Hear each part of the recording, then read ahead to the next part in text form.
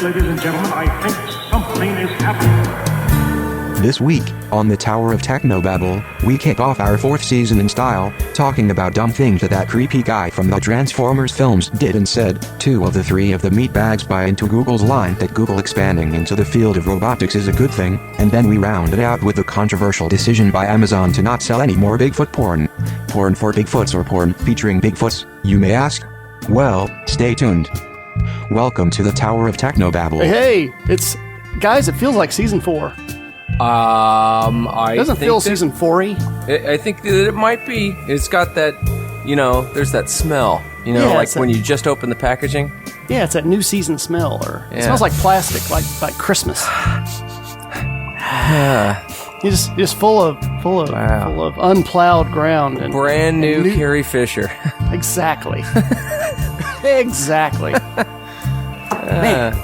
Well, welcome to the Tower of Technobabble, Season 4, Episode 1. Ooh, it's just that new season smell. I'm the Conduit. And I'm Kentucky Slim. And where the hell is the repeater at? Yeah, he should be here by now. I see him. Oh, God. What? Right, he's still going over that song. I don't care if you need to go. Rain make corn. We're gonna stay on this for until God's I sake. get it. Okay, let's just run it by just one more time. Just one more time. Okay, go play it. Rain makes corn. Right. Okay, rain make corn. All right. Corn makes whiskey. Yeah. Okay. Right. Got it. Yeah. Whiskey makes my baby feel a little frisky. Right. Okay. So yeah,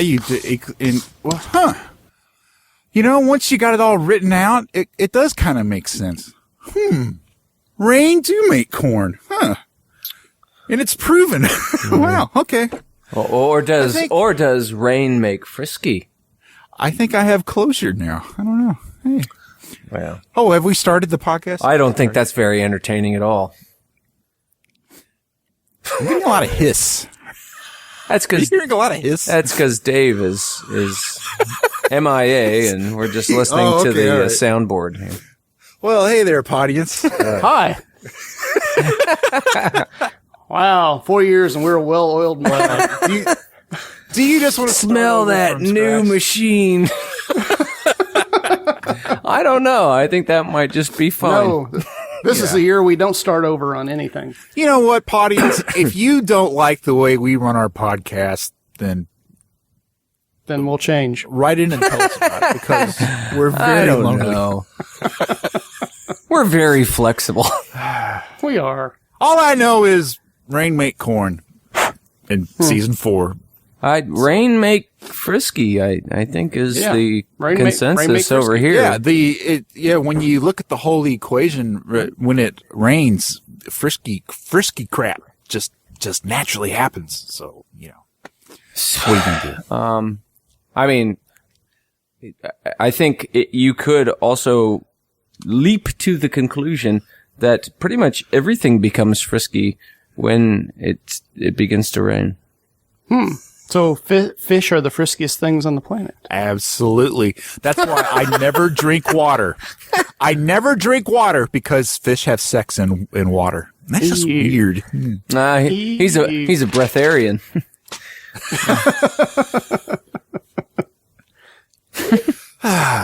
Well, let's do something completely new and go to Ask Towerbot. Tonight on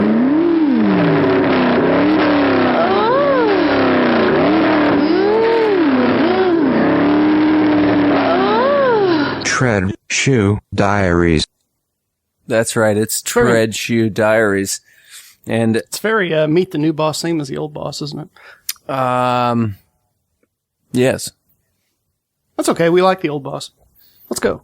I don't know. Best boss ever. Yeah. I think I'm done with the old boss. I think I'm out of here. What? Jeez. You got no. All right, so you're under contract and we have pictures. Go. All right, here we go. Tread Shoe Diaries. Here it says, "Dear Towerbot." Wait a minute. All right, dear Towerbot. I got tired of hearing the repeater go on and on. I know. I know, right? He does that. All right. I got tired of hearing the repeater go on and on about that Doctor Who show. So I sat my ass down and watched a few on the Netflix. So it got me thinking, say you had one of those fancy time machines and you went back in time to see your wife before you married her. Hell, maybe even before you're even supposed to meet her. Now, say, you and her get to talking, one thing leads to another, and you end up having sex with her before you've technically met her. Well, but that, you had met her. Would that technically be cheating? Thanks, Earl in London, Kentucky. Hey, Earl, don't go using me as a excuse to cheat on your wife. With your wife. Yeah. It's kind of like the Pina Colada song when you think about it. Take it away, Towerbot. Earl. Cheating? No, I think you're in the clear on that count. To cheat, there has to be someone to be cheated on, and if you're time traveling, your wife's future self doesn't exist in that time frame, by definition, so you're free to go to town from that perspective. Cheating, however, isn't the biggest thing to consider in this scenario. By seducing and having your way with your wife-to-be, you'll be ripping the space-time continuum a new one. Think about it.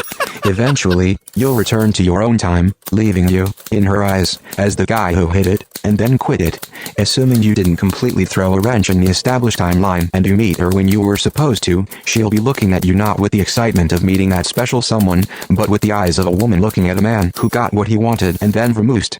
You'll be lucky you don't get a drink thrown in your face or a pool cue upside the head. By the way, for some reason, I'm imagining that you met your wife in a bar. Just go with it. When this happens, the space-time continuum will most likely implode, because if you don't marry your wife, you won't have hatched this harebrained scheme in the first place, and the conundrum will collapse space and time into a singularity, which will completely undo all my well-thought-out plans for world domination. So, if time machines come into being, I'm going to have to use one to keep you from doing this in the first place, and it's the Terminator all over again. See you in the past, sucker. Love, Towerbot. Very. Rain do make corn. Very, very appropriate. I think that's a very appropriate answer. One thing that he didn't address, though, is that if you're going back in time to have sex with your wife in the past, that means she's, basically taking a moment to have sex with an older man. An older version of you. And that's a good point. And if you don't stick around to sort of see it through, then what happens? I mean, you'll be the version of you, only theoretically better. Oh yeah, maybe. And that means your past self will be dim in her eyes. Not dim-witted, but even better.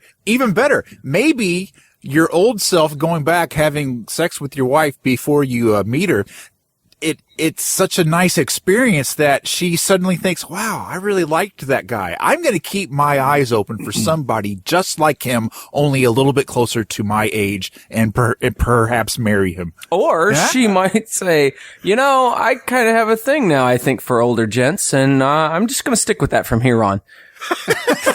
Hey, it's a risk. Time travel is a risk. Yikes. Towerbot didn't even get into the whole thing, the grandfather paradox, where you go and have sex with your grandfather? What? Isn't that? Wait. I think Futurama wrote the book on that. Yeah. Yeah. Yeah, there are all kinds of ways that you can create a paradox. What's that? There was that low-budget film that came out last year about the two guys that just basically create a time machine in a storage container. Have you seen this? No. You don't know what I'm talking about? This isn't like Hot Tub Time Machine, is it? God, No, is it? now you're going to make me look it up. Google, Okay. Where are you? Off to Google. Didn't we have a theme song for Time machine in storage unit movie. It auto-populated. You're gonna get something. The movie's called something on Craigslist. It's called Primer. Primer? Yeah. That one last year. It was 2004, but I saw it last year. 2004, 2003. Whatever. Anyway, two small-time engineers trip upon an invention that far surpasses their aspirations. A man accidentally gets into a time machine, travels back in time nearly an hour, and it's basically them. Neither of you have seen this. No. No. Okay. I highly recommend. I mean, we are talking about that exact thing, except... Oh, maybe Earl ain't so bright. Maybe he's... Or perhaps Earl has already done this, and he's looking for some sort of cosmic forgiveness or He's searching for absolution. absolution. Yeah, there you go. I think the Pope has to provide absolution. The TimePope? By the way, that's the title of my new movie, TimePope. TimePope. I like that. That's great. I would go to see that movie. Try to keep me away from that movie. I wish I could do an Italian accent because I was going to go, hey, Francis, you know that new preaching style you're looking for? Well, listen to this. Totally would. Speaking of Irish which, accent. did you know that they're coming out? You know, you remember the movie Dead Snow, the Nazi zombies? Nazi zombies, Norwegian film. I believe they were zombie Nazis. Okay. Whatever. They're coming out with it's big time. they're coming out with a sequel. Dead Snow 2, where, you know, it's Still dead. still dead, but the guy Is it going to be called Blizzard? the guy that loses his arm in the first movie wakes up at no, it's in the preview. He wakes up in the hospital and they're like, "Oh yeah, we found you in the car accident and you didn't have the arm, but luckily your arm was there next to you, but that was the dead Nazi zombie arm." And they sewed the Nazi zombie arm onto his body and he has like super arm power strength. And he explodes heads by punching them. And I mean, it's going to be great. Isn't that basically the $6 million man? He had one arm that was normal. Yeah, one but it's a arm that Nazi was zombie robot. arm. See, I'm going to have to disagree with the medical science here. It's going to be good. Wait, were both arms like the left arm? And they were like, That would make this movie even better if they. what are the chances if they that it did would that? be the exact arm that the guy needed? There's a 50-50 chance. Yeah, 50-50. Was it the Nazi saluting arm? I believe it was. Yes. Oh, there you go. Oh, season 4 is packed with interesting. Well, I mean, there's all kinds of interesting things that are going to happen in 2014, or have they happened already? Ragnarok. Ragnarok. Does your wife sing a younger version of you? Well, Check, quick. she has seemed somewhat distant lately. No, I'm kidding. I do remember this time an older me kicked my ass because I was hitting on this. Never mind. Go on. All right. So where can we possibly go from there? I say we plow some new ground. All right. Good. Hey y'all, time to strap on the geek feedbag. It's fun to milk her, gonna do it right now. Moo. She drinks the water when we pump her tail. Tugging the udders of geek knowledge with Milky the marvelous Milky the cow. Saddle Up Bitches. Hear that sound? Hey, Hear we're that? on fire. That's the sound of me lighting this segment on fire. Hey! Whoa. All right. Yow. Whip it. All right. No, I'm just tired of the segment. Anyway, go ahead. What? No, I'm kidding. We want something new. We want something new. Number 5. Moo. There you go. That's It's the countdown. Let's count up. Hope you all have 4 other things, because I don't. okay. I have to wing it. All right. All right. Well, let's do a little word association. Okay. What's the first thing that comes to your mind when I say the following actors? Harrison Ford, Indiana Jones. Sexy.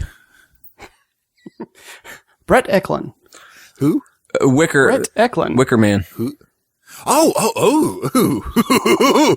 I can't say that. What I think. I think you just did. Shia LaBeouf, No. Yeah. Move. Ill-fitting jacket. Foppish. I know what I think. Foppish hair. Yes. Yeah. Foppish hair. Yeah. Well, you can add something new to your list. Serial plagiarizer. Let me guess. He went back in time and did his wife, right? Well, no. If he'd gone back in time, he could have fixed this. Yeah. What'd he do? He could be suing all sorts of people for plagiarizing. Yeah. Now him. he's just an actor. He doesn't like write anything, does he? Oh, but he does now. He is now a director. Oh, He great. he directed the short film HaroldCantor.com. And a writer, which stars- too, right? Huh? Yeah, he wrote and directed it. Right. That stars Jim Gaffigan, a comic that we like. Yeah. Turns out that he released it online, and turns out within 24 hours, a number of people and figured out that nearly every scene in the film was lifted from a comic book. Right. And we've discussed this last year when this came up, and I'm still having trouble believing it, actually. Yeah. Well, the comic book in question was, the title is Justin M. Damano? Damiano. Wait, is it in a different language? No, it's English. Oh, okay. The guy's name's just Justin. The guy who wrote it is Daniel Clowes. And, and nowhere, it was reported that nowhere in the promotion or credits of the film does LaBeouf ever mention the comic. Jerk. Yeah. So, and he actually pulled it down, I think, within 24 hours of being found out. Now, was he saying that it was a homage or a parody? Did they get out of it like that way? I'm getting to that. Oh, sorry. No. He took to the Twitter to defend his plot. The first Twitter was, copying isn't particularly creative work. Being inspired by somebody else's idea to produce something new and different is creative work. That didn't go over real well. His next tweet, in my excitement and naivety as an amateur filmmaker, I got lost in the creative process and neglected to follow a proper accreditation. Okay. How can he be an amateur filmmaker? He's in the business. He can't be amateur. Yeah, and when you think it's like, once you've copied all this and starting, wouldn't something just, should I have done that? I thought all this all my own. Well, perhaps he never took ethics. Well, it goes on. Man, I don't know. I'll bet Optimus Prime is very disappointed with him. I entrusted you with the Allspark.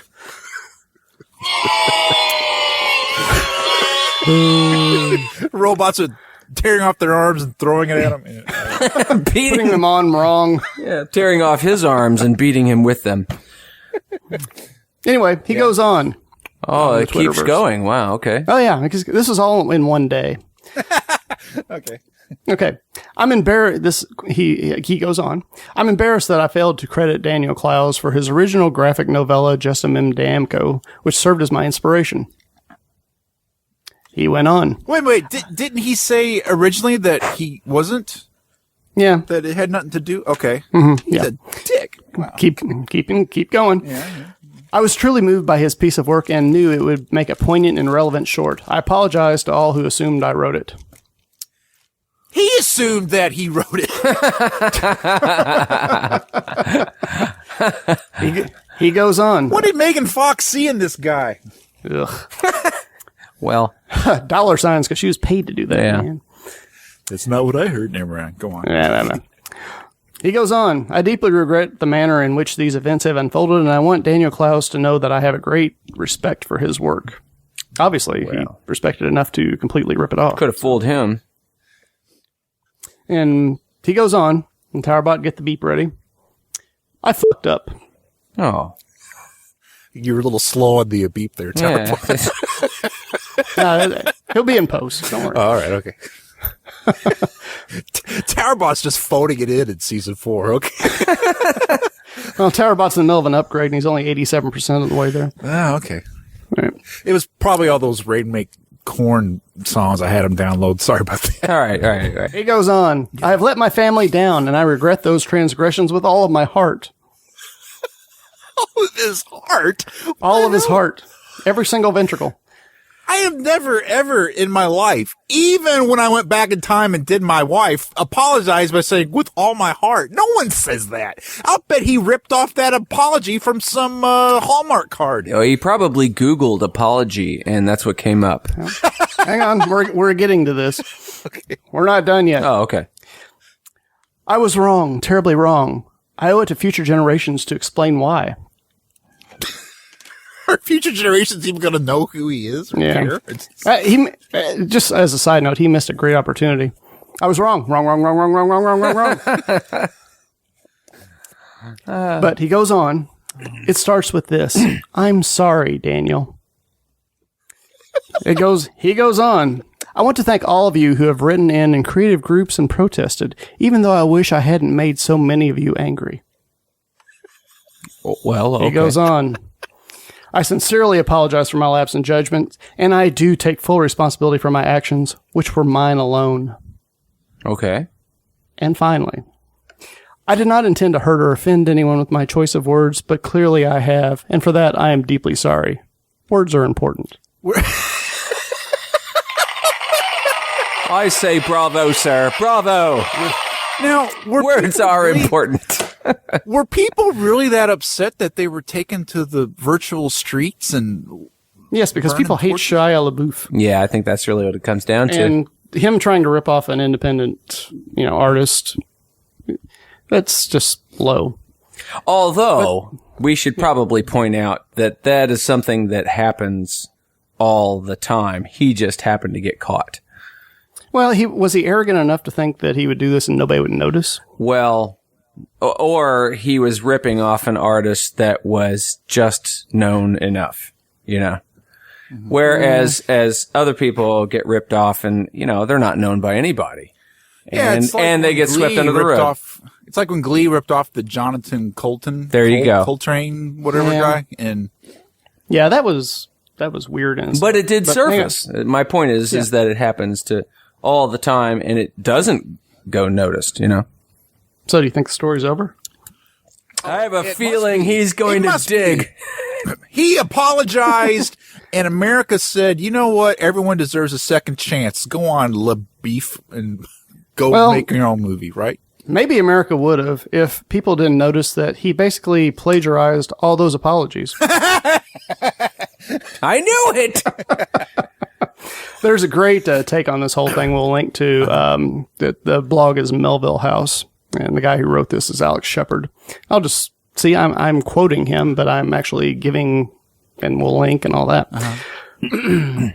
LaBeouf's tweets are kind of a mosaic of celebrity apologies. LaBeouf rehashes Kanye West, Tiger Woods, and weirdest of all, the architect of the Vietnam War, Robert McNamara, among others. It's most remarkably, portions of LaBeouf's apology were ripped off from what is arguably the dumbest possible source, a Yahoo Answers thread. So hey, well, when you're digging, he's not really sorry, is what you're saying? Well, it's hard to say. Maybe he is and just couldn't find the words, so he found the words. Couldn't find the words. That's funny. Mm. But isn't that everyone's excuse for getting Hallmark cards? They don't know how to tell their loved one that they love them, so they're going to get a card that says it for them because they don't have the words. Well, it's kind of like getting the cards, though, and writing a note in your own hand, just ripping off those cards. Right. Just buying a card, going to the effort of buying a card, but then setting that card aside and taking a piece of paper and folding it in half and recreating that card and then sending that to somebody else so that it looks handmade, but it's really not. It's just... You guys didn't get your Christmas cards from me yet in your mail, did you?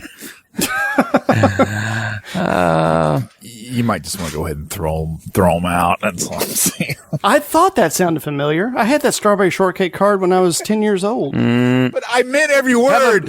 Have a very, very Merry Christmas. I thought that sounded familiar. Very, very Merry Christmas. Or was it very, very, very happy? No, I don't know. Valentine? Was it a Valentine? LaBeouf! LaBouffe! Wait! Look out! Watch out for that! There's that hole that you just dug! Oh. So I've been dying to use that one. That's it. Has Kid Transformer apologized for his apology yet? I'm getting to it. Oh, there's more? Oh, I didn't realize there was more. I wouldn't have I wouldn't have been talking. I'm sorry, go. Yeah. Well, this isn't the first time he's been accused of plagiarizing. He ripped off a apology to Alec Baldwin for something else. Earlier in the year. For his he apparently wrote a comic book and completely ripped off poet Charles Bukowski. Yeah. Oh, and he's got a company called the Campaign Book. Turns out that the about page for his campaign book is really similar to the about page for the publishing company Picture Box. And by really similar, I mean word for word. Wow. So, all right. I'll read his. I'll read them both because I can read them both at the same time. Why the Campaign Book or Picture Box? Because I love the things I love and want to champion them. I tend towards outliers and obsessed with history of visual culture writ large and small. But look, ostensibly, the Campaign Book, Picture Box, is a publishing company. I publish around 10 books a year, graphic novels, prose, design, art, etc., as well as assorted especially items like DVDs, CDs, and prints. Each project comes from my own tastes and relationships and are rooted in what I believe in. Since it's just me running this thing, you're pretty much seeing me through these books and this site. By the way, he even ripped off, I published around 10 books a year, as well as assorted specialty items like DVDs. Each comes from my own tastes and relationships and are rooted in what I believe in. So. You know, maybe this isn't him. Maybe he makes his mom do everything for him and she's just going on the internet and copying and pasting everything. Well, yeah. That's actually something that had just occurred to me too, that maybe it's he has like some sort of, quote unquote staff. And he needs to fire them quickly. Well, yeah. And that, they're the ones that are actually running the Twitter feed, and he actually hasn't read any of this stuff. He has no idea that it's going on. He's got people to do this shit. He's got Transformer robots doing all this for him. I'm going to just read this from Alex Shepard because it's so good that it just, I'm not going to add to it. I'm just going to read it. He sees 3 possibilities. Number 1, this is not a joke. Shia LaBeouf is an egomaniacal moron who has no idea what he's doing and thinks he can get away with it, ripping people off because he's an entitled brat. Well, I like that one. Yeah. Okay. Possibility 2, this was a stunt all along, even though it's a really stupid stunt because Shia LaBeouf is a moron.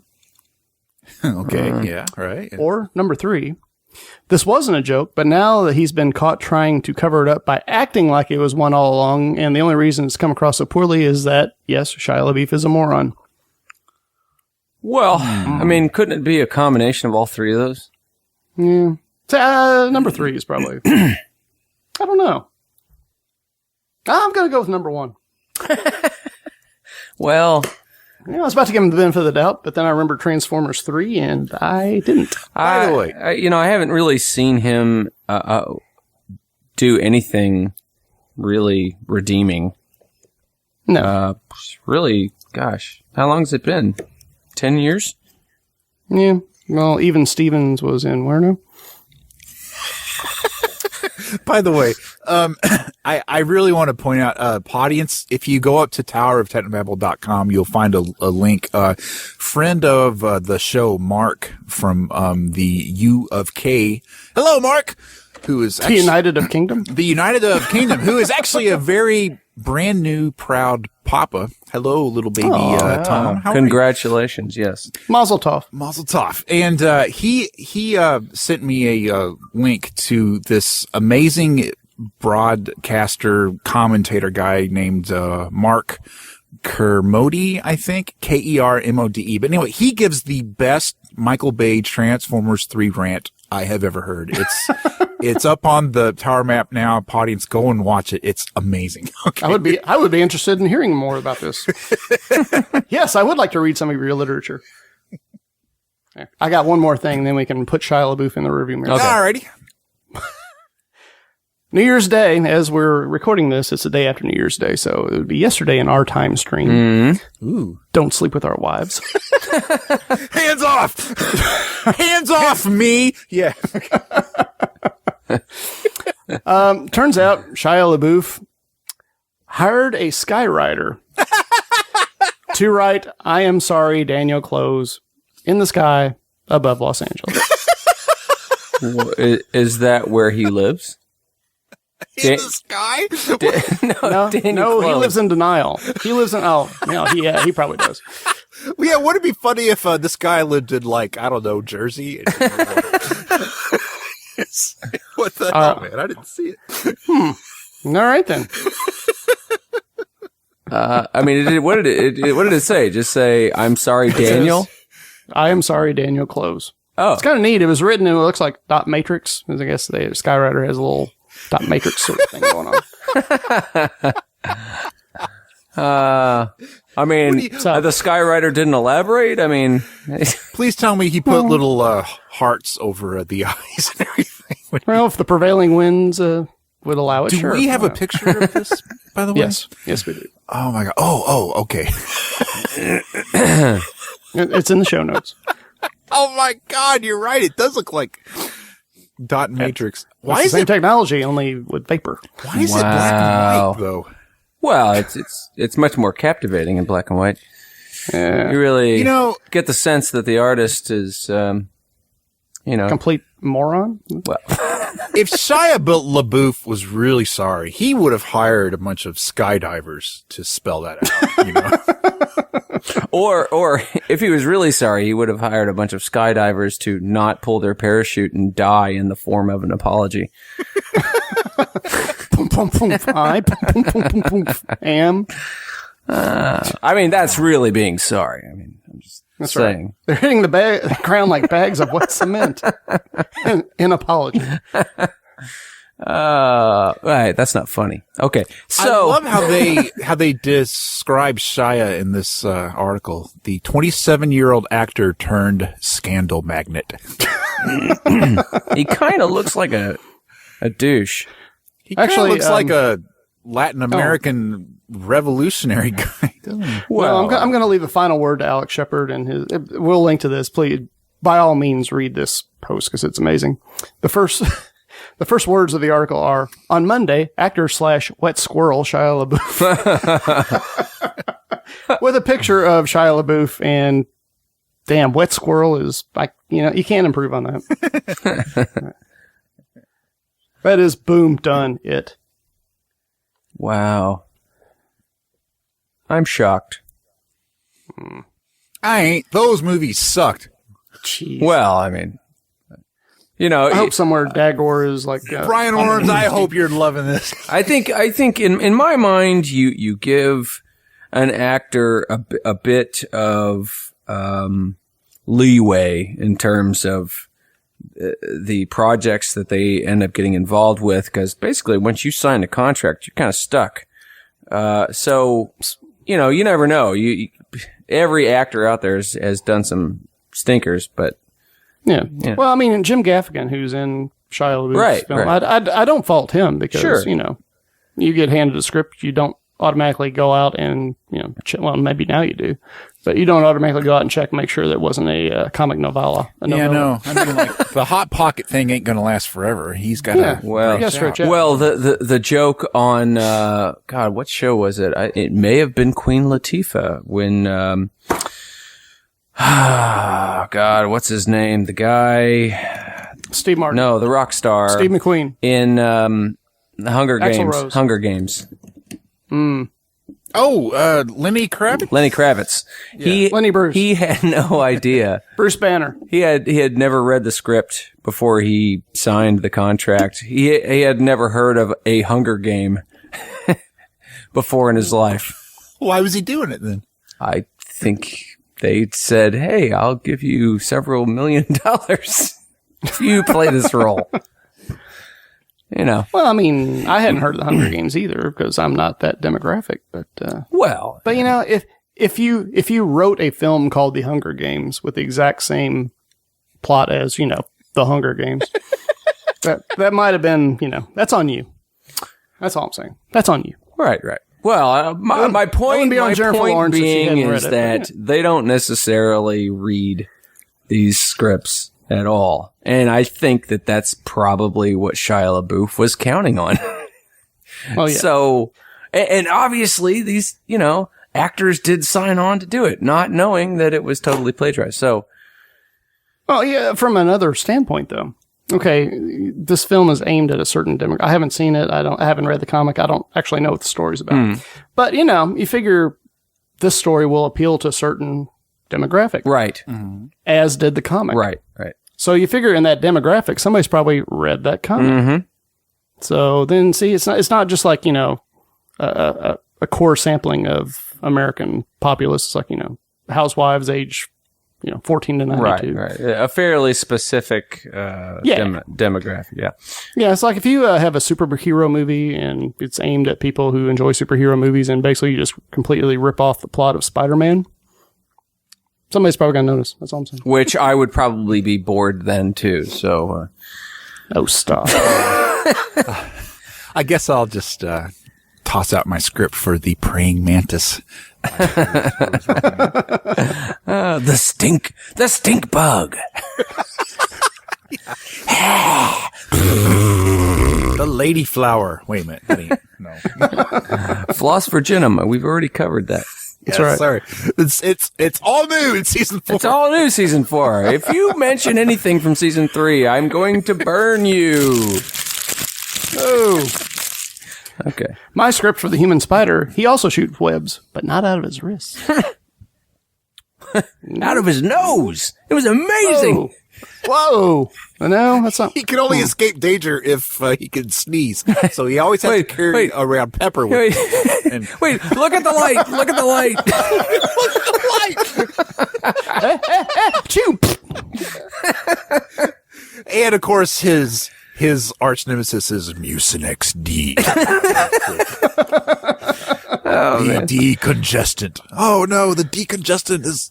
I'm powerless for 8 to 12 hours. There has to be a superhero. We got something here. Come on. There has to be a superhero that, like, that's what he has to take in order, like he's a juicer, He has to take that in order to get his superpower, because I've been living off that stuff for the last week and a half. So. It's my arch nemesis, antihistamine man. Yeah. Antihistamina. It would be a woman. No, I think it would be like meth moth or, You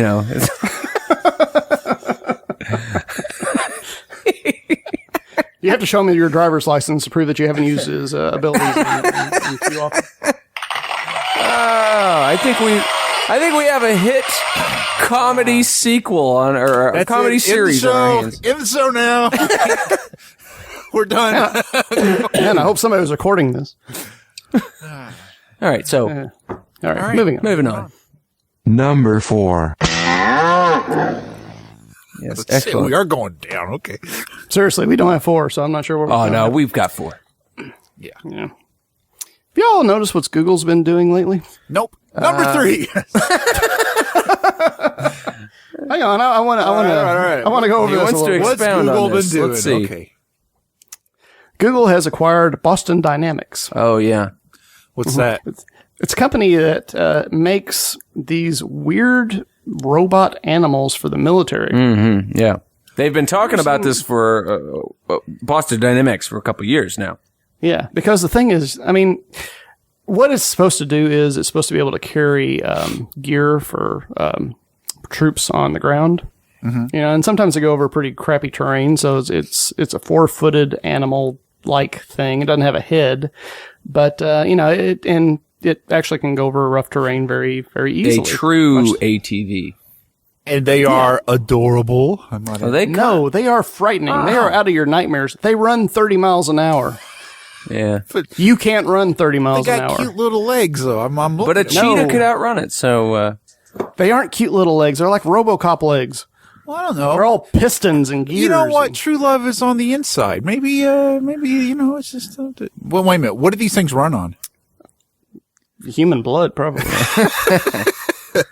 Yeah, okay. Let's say They're one of these things nuclear. is chasing One of these things is chasing you in the middle of the night with its laser focus and see how cute it is when you're Okay, hold on. Paint a picture for the audience because they're not going to.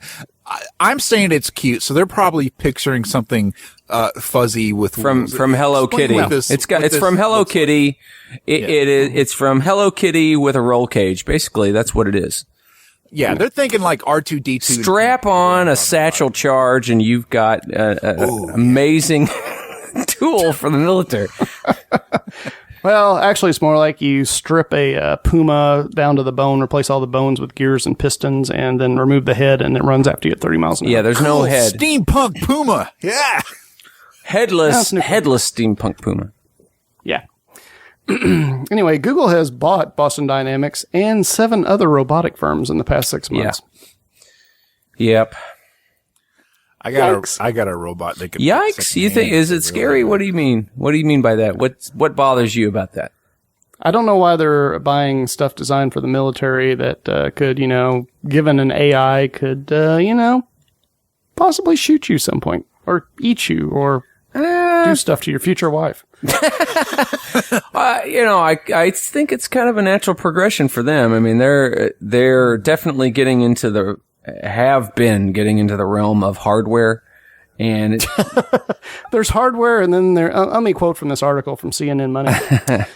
there is hardware, and then Boston Dynamics has built a strong reputation for its heavy-duty robots that can run faster than Usain Bolt, climb walls like a gecko, and jump as high as 30 feet.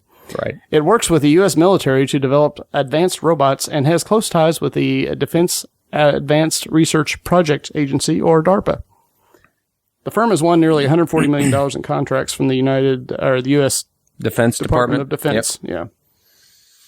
So picture this. All right. You got your guy on the ground. All right. So you send in your little robot headless Puma. Steampunk Puma. Steampunk headless Puma. Seriously, watch the video sometime, Ben. Then make your jokes. So you're not even behind enemy lines yet, and you send off your headless not yet steampunk Puma behind enemy lines, and you're wearing the Google Glass and watching what it sees. What steampunk Puma is seeing? Well, I imagine it's a bunch of screams, and and then you have a little windshield wiper to wipe off the blood. And visceral. Why not? I mean, well, okay. Why are you thinking this is all going to end in tears? And also keep in mind, Google's already been trying to commercialize driverless cars. Yeah. So you've got, basically it's your Terminator thing. It's your Terminator situation. You hear that, Terabot? How do you know it won't turn into the short circuit situation? Like lightning bolt will strike one of these, and they'll just want to love. Oh, they'll think they're alive. Yeah. Mm-hmm. That's a children's film. Then they'll be gold plated and everyone will love them, right? That's so children can sleep at night. As the approaching singularity comes, and Google is basically shoveling coal into the singularity. Well, it'll be more like Space Camp, where we're all humanity is launched into space by a hapless robot with Steven Spielberg's wife. Yeah. Right? Yeah. Ex-wife. Oh, awkward. Okay. Well, we'll tell you what. Okay. Maybe she's not ex-wife. The only way you're going to escape this inevitable future, Dave, is somehow go back in time and make out with your wife before you meet her and just live out your days in the past. Right? I always wondered, in the Terminator mythology, were they working on time travel at the same time they were working on AI? Because that was lucky if they did. Right. Well, yeah. I mean, you have to imagine that, the way I understood it, they were, working on it, and the robots also had access to it. But the robots would have figured it out way quicker than humanity would have by themselves. Wouldn't you say? Hey, I would have thought that. If Google is buying up all the robots, does that mean none of the robots are going to run on Apple's software? The Apple might be It'll the be only an thing that Android saves us. application. Maybe that was an aptly named application. That's what I'm saying. Yikes. I didn't even think about that. Yeah. Holy cow. Makes a whole lot of sense. So I think that's where they might be making the majority of their money is the a software licensing of robots. You know, if you take that as a what do you call it? Frightening development? No, that's not where I was going, but okay, if you want to go there. Let's just say blood-soaked future? Yeah. Humanity-less Earth? A template for future robotics. I mean, I think that's probably what Google is seeing. Wouldn't you? You know, like in 10 years, we're going to be looking back and it's like, those fools, those blind fools, they didn't see. They were laughing at this. Why did they give Shia LaBeouf a job? Why? Yeah, I know. Well, if you had limitless funds, okay, as an individual, you know, and you were interested in robotics, it would have been you natural. mean say you have like Skyrider money? Okay. Skyrider money? That's, We're talking LaBeouf level. Okay. All right. Exactly. You would also be buying Boston Dynamics. Well, I probably would because I've always wanted my own fleet of attack Pumas. Right. And then you would have those Pumas right in the sky. Oh, no. Those would be my attack pterodactyls. What? With smoke coming out of their bums.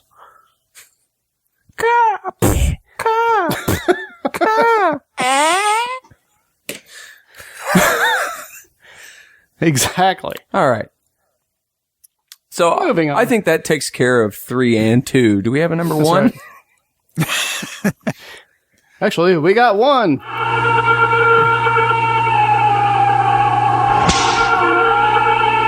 Bigfoot Roundup. Ay-ya-ay-ya. Man, wait until they replace Bigfoot with a cyber Bigfoot. Guys. He won't be hard to find. Okay, I'm getting into my Bigfoot mode here. All right, guys. First Bigfoot of the year. First Bigfoot of the year. Let's make it a good one, okay? All right. All right. It's up to you. Conduit. Kentucky Slim. Uh-huh. You guys have heard of Beauty and the Beast, right? Mm-hmm. You know, it's that the cartoon, right? It's the heartwarming story that tells us that true love can look past hideous features and tusks and completely hair-covered bodies. Yeah, started that guy from Hellboy. Yes, like my Rob wife. Perlman. Exactly. See, true love sees inner beauty, right? Well, the online bookseller Amazon.com doesn't really think so, and they have drawn a line by refusing to sell erotica novels about Bigfoot porn. What? That's Now, right, wait, guys. Wait a minute. Clear, is this porn for people involving big feet, or is this porn for big feet? No, Sasquatch erotica.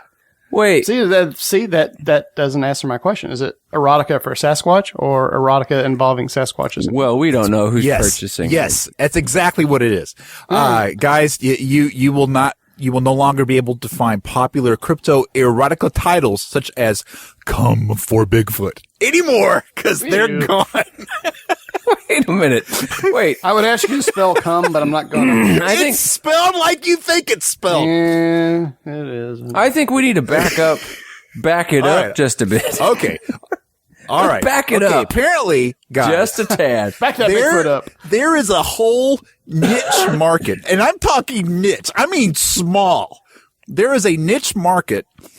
Like 5 people in Oregon? No, for a lot of people who enjoy quote unquote erotica that tells stories of hot human ladies getting nasty with not just Bigfoot, but with all kinds of wily beasts like minotaurs and mermen and cyclopses and werewolves and dinosaurs and leprechauns, aliens, ETs, even centaurs. Hey, that guy is hung like a horse, you know? That's what we're talking about, man. But wouldn't mermen not be hung like anything? Hey, I haven't read that book. Or I don't know. which half is the fish? You know what? And we're not going to be able to know because all that stuff is gone. Amazon is yanking all of its monster porn. Wink, wink. Yank. Yeah, get it? So Hey, can I make the obvious joke? sure, yeah, go.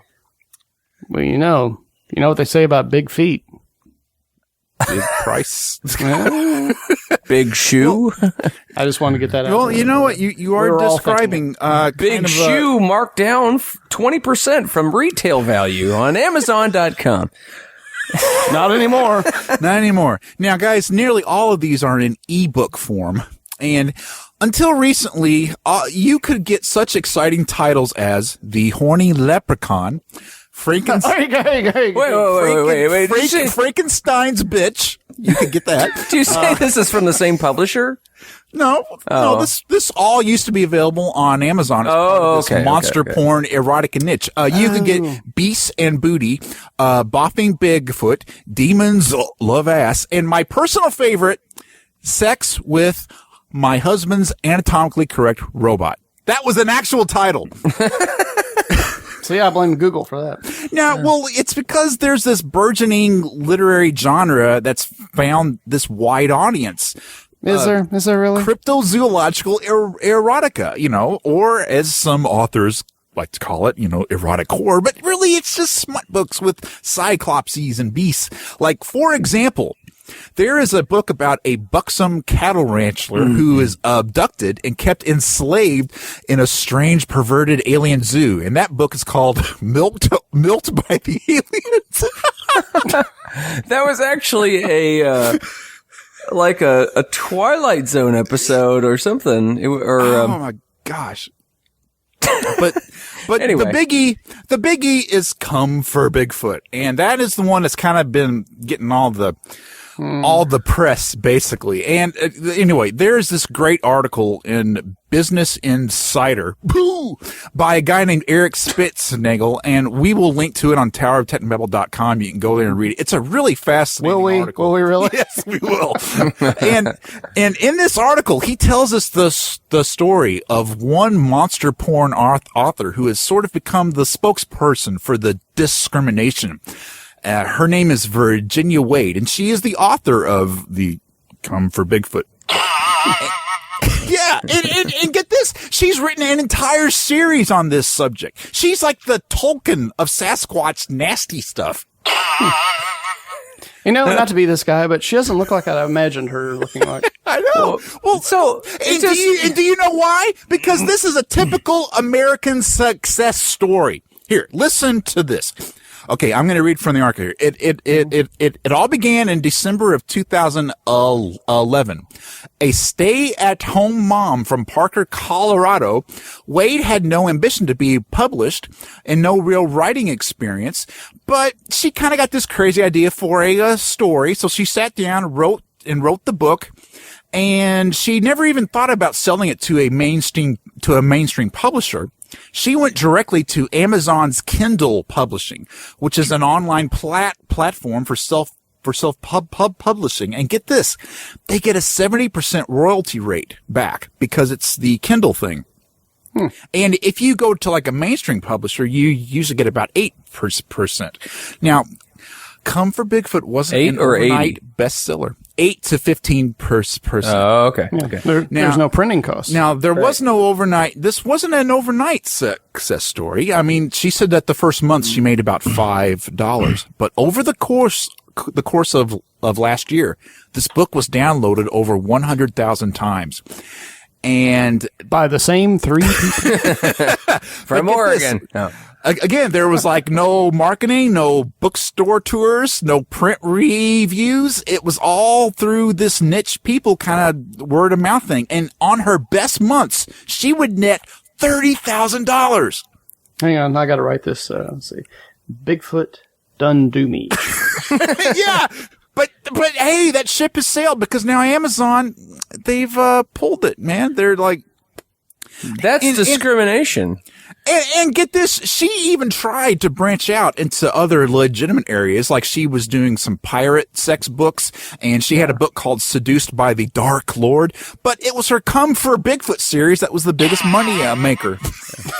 Come for the Bigfoot, stay for the pirates. If I may quote Miss Wade, she says, I started cranking them out. If there was a market out there for monster sex, I was gonna give it to him. So Give it to him hard. again, this is why this is an American success story, because she brought her entire family in to help her do this. Her dad was an English instructor, and he was the editor. And her mom was from Germany, and she translated it into German. Where it wait, wrong. Sorry, it became the equally popular Comfur Bigfoot. Oh, there we go. Yeah. So you see, Virginia Wade pulled herself up by her bootstraps and did that America thing that people in documentaries about America are always going on and on about. And, you know, and sure, this was monster porn, but she had a heart of gold because she was using the profits to put her daughter through college. Well, It was literally a heart made of gold. Yeah, It made clicking sounds when it beat. their family joke was Bigfoot smut is paying for your schooling. So, you know. So It's a statement of fact. It's what is it? It's a heartwarming American story. It's fantasy romance. Is what it is. Yeah. Or is it explicit? I mean, are we talking? Well, yes, it's very explicit. I could read you some excerpts, but I don't think Dave would really want me to. That would require a lot of work. Yeah. Well, here's the thing, though. Amazon has started to pull back on this, and what happened was they kept sending her books back to her in something called draft mode, saying that the books were in violation of Amazon's content guidelines. But they wouldn't say exactly why. There were no specifics. So she got the bright idea to change the title to Moan for Bigfoot. And it helped a little bit, but people didn't really know to look for it because, you know, that's like a niche and they were looking for the choice buzzwords, you know? So, according to Amazon's content guidelines, they prohibit offensive depictions of graphic sexual acts. But, you know, they're selling 50 Shades of Grey on Amazon and all the movies with the boobs and whatnot, you know, so. With the sexy sex. The sexy sex. Now, this whole thing started when some people in the UK got very upset because they were saying that there were books about rape and incest and bestiality that was being sold by a bunch of online places like Amazon and Barnes and Noble. And so this kind of became this media firestorm in the UK. So what they did was all these online places, they started to just close down their websites and just sort of blanketly try to root out all of these what could be considered offensive stuff. But what they started to do was they sort of started to spread the nets wide, and they started to take down stuff that wasn't considered even like normal. You know, I mean, they were really trying to crack down on stuff that fantasized rape, but it kind of got off into this weird, questionable erotica area. That, you know, so like crypto porn, suddenly you're out. So now there's this big. So it's against are you the First saying that you Amendment, can blah, get blah, blah. Come for Bigfoot on the Nook, but not the Kindle? Or I think so, yeah. Tell us where we can get it. Operators are standing by. By the way, Ben, you kind of buried the lead with the Sex with My Husband's Anatomically Correct Robot. Yeah, no. The official title is Sex with My Husband's Anatomically Correct Robot, The Collection, Volume 1. See, these guys can just crank out this stuff, and they have an audience. Yeah, just $30,000 a month. You know, Google's got porn bots cracking this stuff out right now. My grandmother would buy volume after volume of romance novels. Essentially the same thing, you know. Well, I think one of the funny things here is, you know, like they were doing, which I think was probably a good thing. They were doing this purge of books that were sort of glorifying rape and incest and all that. But all this crypto erotica stuff kind of got lumped into it because there was suddenly this question. Is it bestiality to have a fantasy thing about girls having sex with a Bigfoot or a merman or like a werewolf? Isn't that what happens in Twilight? I mean, well, technically, Twilight would be necrophilia. Yeah, exactly. How come that isn't being pulled? So, Although she didn't have sex with him until she got married, so. oh, well, there you go. But what if, And that actually killed her, as I recall. but what if Edward went back in time and met her? Because vampires can do that, right? And Well, no, they were just alive then anyway. so, but anyway, so now there's all these arguments and discussions about what exactly is bestiality. Like, does crypto porn equal bestiality? You know, because they also point out that in many Greek mythology stories, Zeus and the gods would turn themselves into animals, go down to Earth, have their way with like the Earth women while they were in their animal form, and that's how Hercules was born and stuff like that. So, you know, where do you draw the line here? So, More like Hercules. well, you know, it's just well, here there is one author who is pointing out that you know, they're saying that you should get rid of the erotic crypto stuff because it's animal cruelty. But Well, depends on what you're doing. yeah, well, he's pointing out that in most of these books, the monster is in control. So how can you be committing animal cruelty if the monster is being cruel? So, you know, it's all just Maybe the women get all passive aggressive after that. nothing makes sense. Nothing makes sense anymore. So,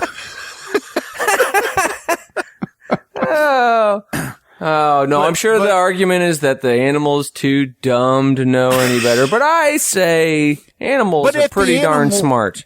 but if the animal is like a half man, half robot beast, they probably know what's going on. They're probably Again, depends on which half.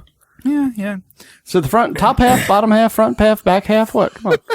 Well, Maybe it's if I can front bring half. us back, Front half. if I can bring The front half's a pile driver. Huh? steampunk Bigfoot, yeah. So. Well, if I can bring us back to the story of Virginia Wade, the author of Moan for Bigfoot, aka Moan for Bigfoot. Please do. She is now trying to, you know, figure out a literary career, you know, after Bigfoot, because, you know, she says she's just kind of tired of all the BS with this, and it's just easier to write in a different genre and avoid the scrutiny. And Yeah, but once you go Bigfoot, you never What's go her back. name? Virginia Wade. Virginia Wade, I've got this advice for you. Start your own publishing company, and you provide us with Bigfoot smut to your heart's desire. Well, part of their problem was because Amazon is like the bookseller. That's where everybody goes to get this. Yeah, but And I mean, now that that's the why word they were is making out, 30,000. people will know to look for it, and if they know to look That's a for good it, point. they will also be able to find other upcoming projects by Virginia, such as, you know, My Goat Man Romance and Ectoplasm all over my face. Although there is a problem, apparently Virginia is saying that she's kind of run out of ideas of where to go with the Bigfoot. come on.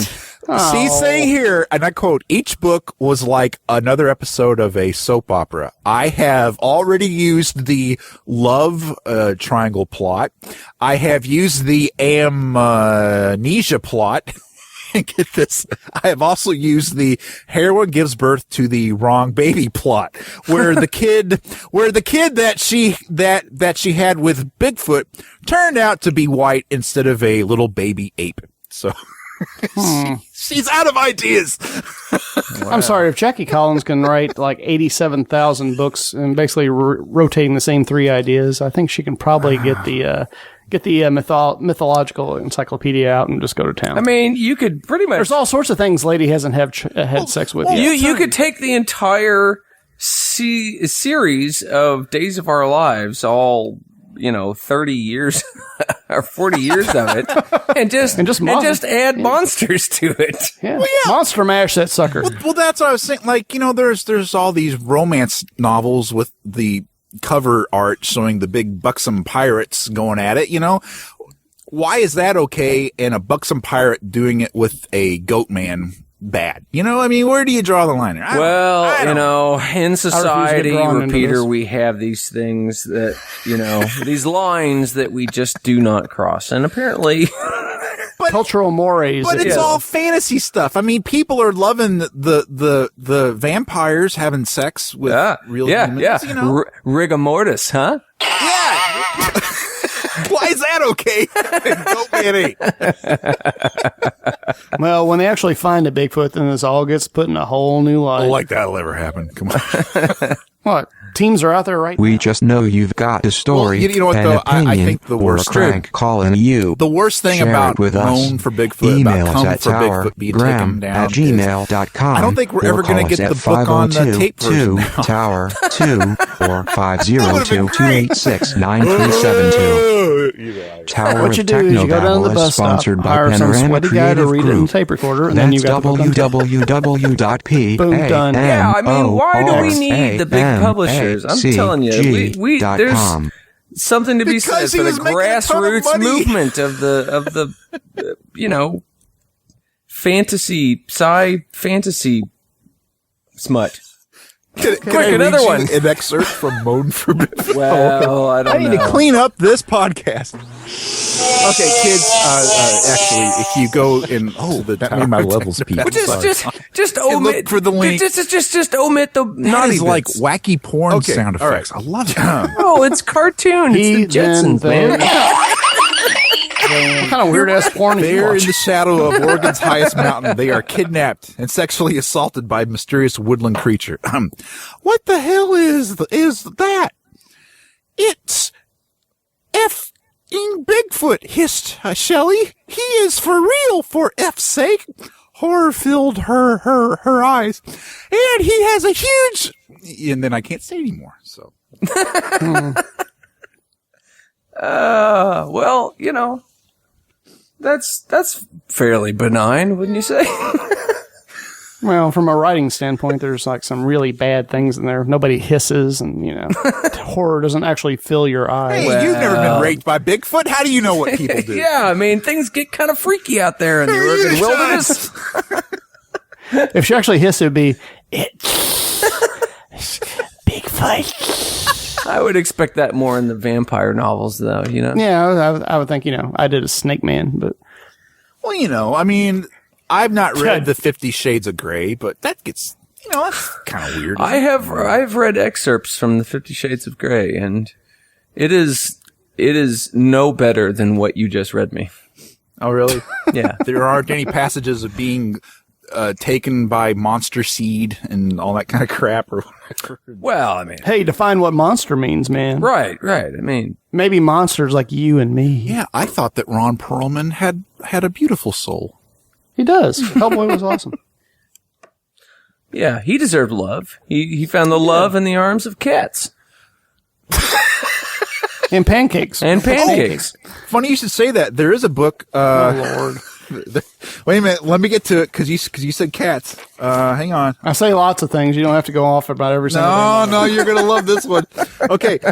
There is actually a book called Out on a Limb, and it is all about a feline shifter, a feline shape shifter who is saved from a tree by a firefighter with a cat fetish. Okay, and we're done. Just like Ron Perlman. So, Potty, Someone only liked him as friends. I think okay? season 4 is off to it's off to some kind of a start. It's off, all right. And season 5 starts next week. I'm with, sorry, that's my favorite story of 2014 so far. Yeah, I agree. Fine. That's a I bring you all sorts of Shia LaBeouf, and you go on about. Never mind. Screw all y'all. well. You know what it is? You know what it is, Dave? Everybody likes to be happy. No one likes to be sad. And the whole LaBeouf story is just kind of sad. And also, I think you should take advice from the theme song to TV's different strokes. The world don't move to the beat of just one drum. What might be right for you may not be right for some. Some people are into Bigfoot porn. Other people like Cyclops sex. Other people like mermaid muffins. It takes all types, man. I don't remember that part in the song, but that was a pretty interesting show. Very forward thinking that show. It was in the second verse, and they never really go into it. Yeah. Oh, and you know who wrote that song? It's like all those Christmas songs that have second verses that you never hear of. So that was a father of the guy that wrote Blurred Lines, who didn't write Blurred Lines. Alan Thicke? Yeah. He wrote Different Strokes? Yeah, he wrote the theme song. That explains nothing, but is interesting. And also wrote the theme song to Facts of Life. Huh. Well, that makes sense because Facts of Life was a spinoff of Different Strokes. Well, yeah, that's true. So, yeah. Wouldn't it be ironic if he didn't write the theme song to the sitcom that he was actually in? I don't think he did he? What? Maybe he did. I don't know. What now? Sex with My Husband's Anatomically Correct. Volume 1. The Journey Through Time.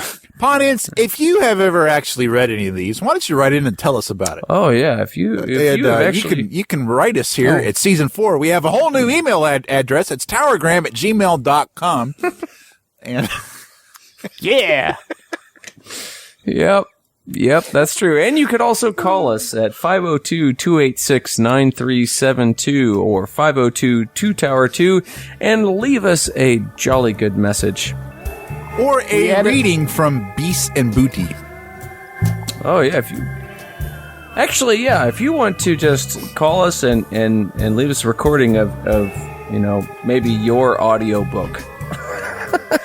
That'd be okay. Even better, skywrite your erotic audiobook. And then plagiarize your apology. No, you don't need to apologize. We're in the trust taxi. And we're going through the bad part of town.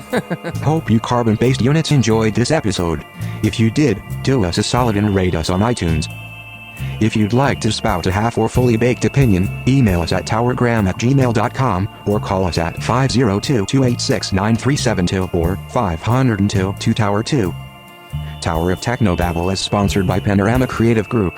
Y'all come back now, you hear?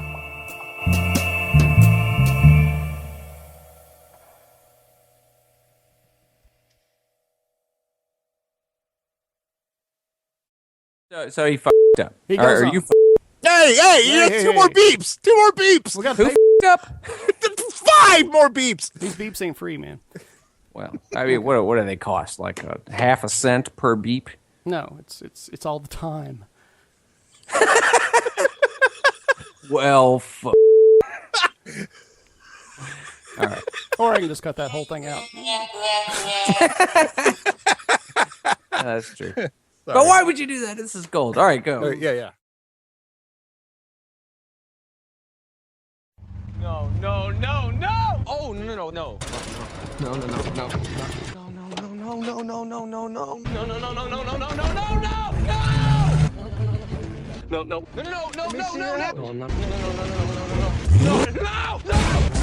See, no, get it, no. No, watch the back. No, wait. No. Yeah, no. Oh, no.